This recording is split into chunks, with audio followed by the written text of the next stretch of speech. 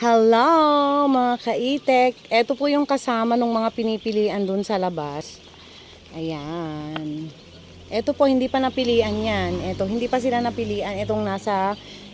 Ito lang ba? Pero yung nandun po sa banda doon at saka yung mga nandyan.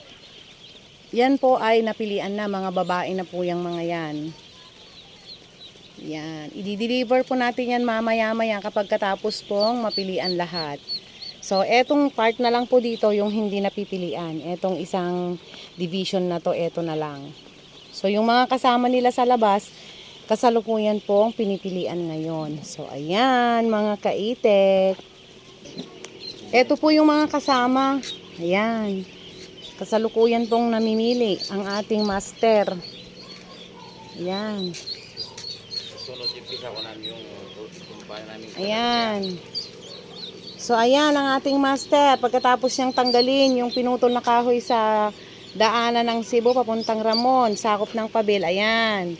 Dito naman siya ngayon sa kanyang mga papisang sisiw. O, ayan po ang ating master.